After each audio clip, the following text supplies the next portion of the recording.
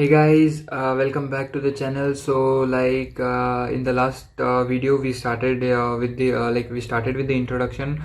Now we'll be going through the first part of the book, that is identity. So without wasting much of our time, I would like to directly get started with it. Okay, so I'll just start. Okay, if you can follow with me. So I'll be explaining what all he says. Okay, part 1, let go. So in that there is called as identity. I am what I think I am. It is better to live your own destiny imperfectly than living an imitation of someone else life with perfection. Bhagavad Gita 3.35. So it is a verse. So it is written in the Hindu holy book. So it is Bhagavad Gita. So it is this quote is from there. If you want, you can definitely go ahead and search for it. So in 1902, the sociologist Charles Hornet Coley wrote, I am not what I think I am. I am not what I think I am. I am what I think I am. Okay, so I'll read it once again. I am not what I think I am, and I am not what you think I am. I am what I think I am. Okay, so it doesn't matter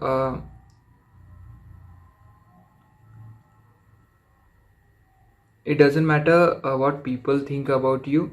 So you are what you think. So this is what he wants to say.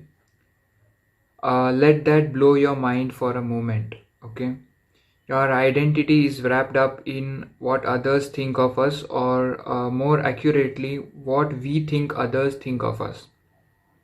Okay, so we are normally in a dilemma where we are so confused in our society, that we are so afraid what others have to say for us. Okay, rather than what we think about ourselves, we are much more worried about what other people's, or what our family members, what our relatives, what our society is going to say about us. So this is so you are not supposed to be depending upon them. So it is what you think you are that person. Okay, not only in your self-image tied up in how we think others see us, but most of our efforts at self-improvement are really just us trying to meet that imagined ideal. If we think someone we admire sees wealth and success, then we chase wealth to impress that person. If we imagine that a friend is judged If we imagine that a friend is judging our looks, we tailor our appearance in response. In West Side Story, Maria meets a boy who's into her. What's her very next song? I Feel Pretty. As of this writing, the world's only triple best actor, Oscar winner Daniel Day-Lewis, has acted in just 6 films since 1998. He prepares for each role extensively, immersing himself completely in his character. For the role of Bill the Butcher in Martin Scorsese's Gang of New York, he trained as a butcher, spoke with a thick Irish accent on and off the sets, and hired circus performers to teach him how to throw knives. And that's only the beginning.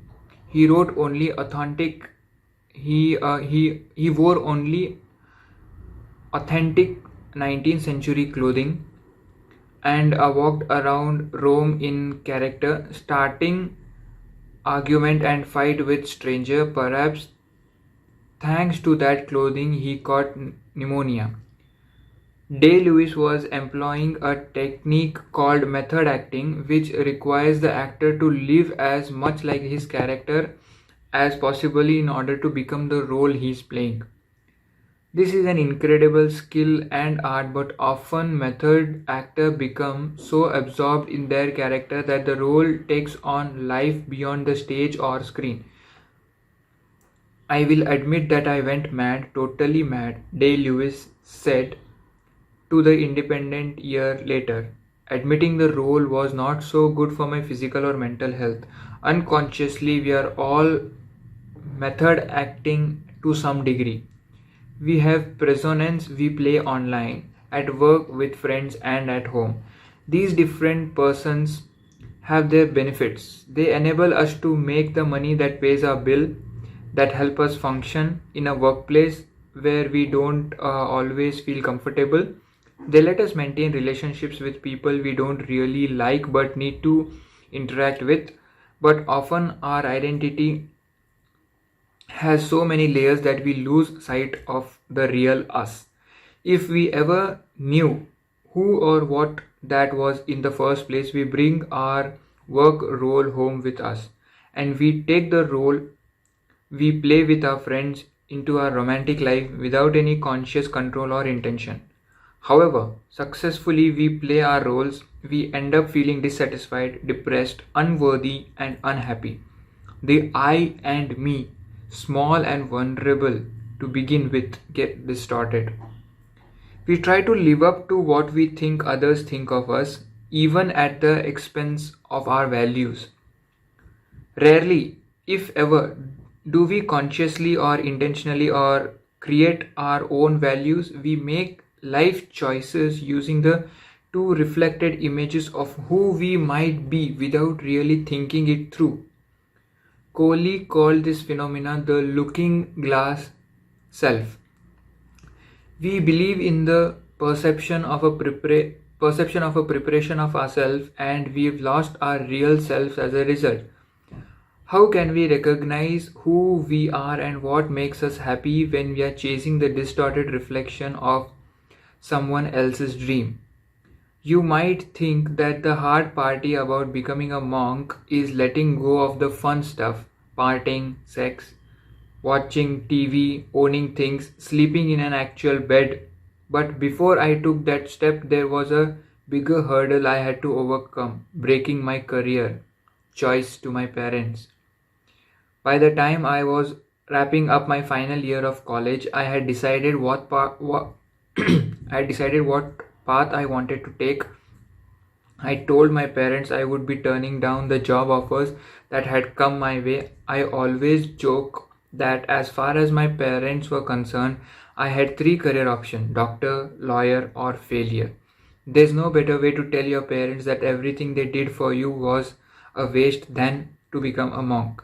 Like all parents, mine had a dream for me, but at least I had eased them into the idea that I might become a monk. Every year since I was 18, I had spent part of a summer interning at a finance job in London and part of a year training at the ashram in Mumbai. By the time I made my decisions, my mother's first concern was the same as any other mother: my well being. Would I have health care?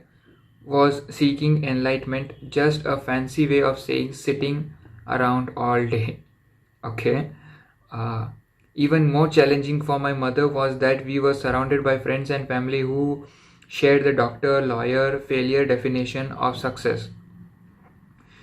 Word spread that I was making this radical move, and her friends started saying, "But you have invested so much in his education, and he's been brainwashed, and he's going to waste his life." My friends too thought I was failing at life. "I heard you're never going to get a job again, and you're throwing away any hope of earning a living."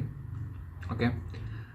When you try to live your most authentic life, some of your relationships will be put in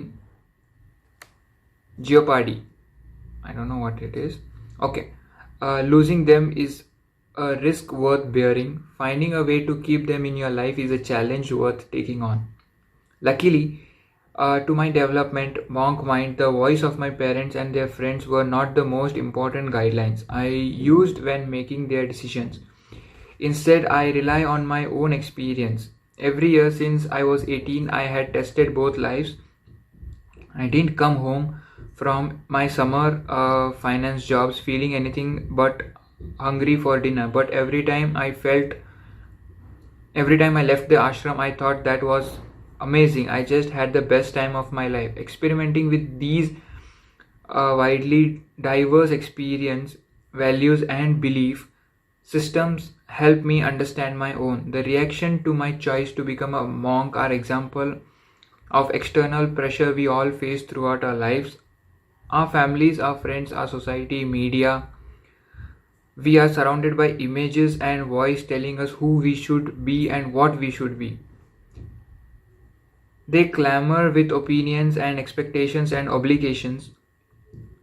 Go straight from high school to the best college, find a lucrative job, get married, buy a home, have children, get promoted. Cultural norms exist for a reason. There is nothing wrong with a society that offers models of what a fulfilling life might look like. But if we take on these goals without reflection, we'll never understand why we don't own a home, or we are not happy where we live, why our job feel hollow, whether we even want a spouse or any of the goals we are striving for. My decision to join the ashram turned up the volume of opinions and concern around me, convince but conveniently my experience in the ashram had also given me the tools I needed to filter out that noise. The cause, the solution were the same. I was less vulnerable to the noise around me, telling me what was normal, safe, practical, best. I didn't shut out the people who loved me. I cared about them and didn't want them to worry about. Neither did I let their definitions of success and happiness dictate my choice. It was at the time the hardest decisions I've ever made and was the right one. The voice of parents, friends, education, and media all crowd a young person's mind, seeding beliefs and values. Society's definition of a happy life is everybody and nobody. The only way to build a meaningful life is to filter out that noise and look within. This is the first step to build your monk mind. We will start this journey the way monks do, by clearing away distractions. First, we'll look at the external forces that shape us and distract us from our values. Then we will take stock of the value that currently shapes our life and reflects on whether they are in line with who we want to be or how we want to be. Okay, so this is where he says, "Is this dust or is it me?" Guru Ranga Das offered me a beautiful metaphor to illustrate the external influences that obscure our true self. Is this dust or is it me?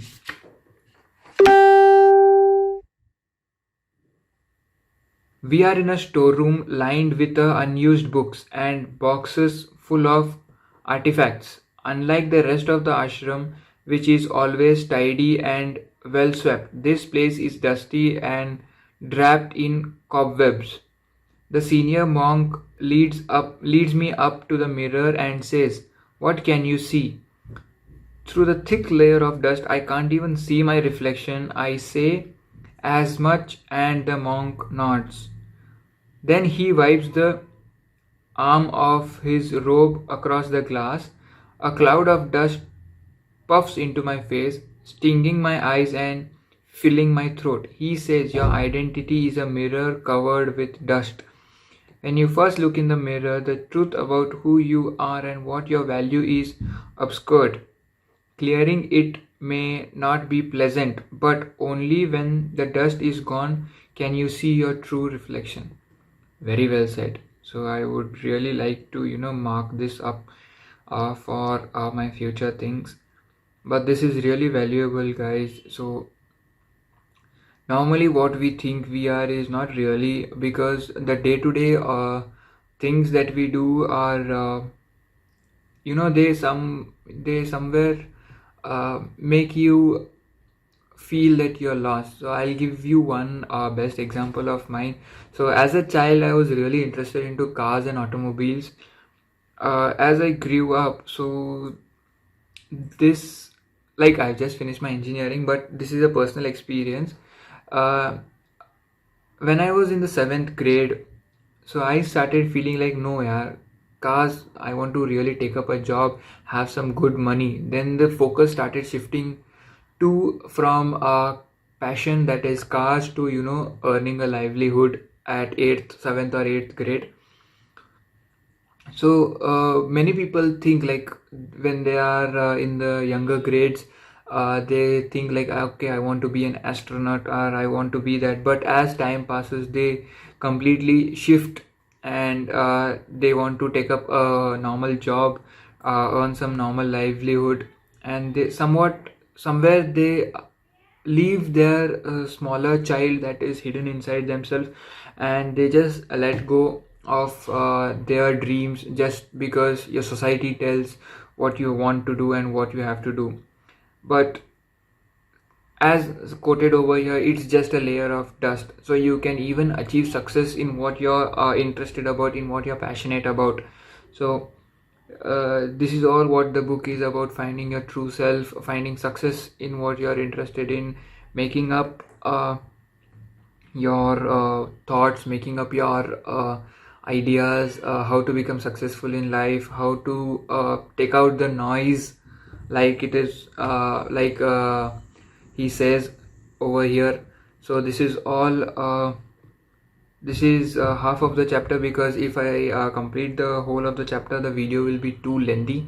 So I think I'll just cut it out over here, and I'll post another video about this one.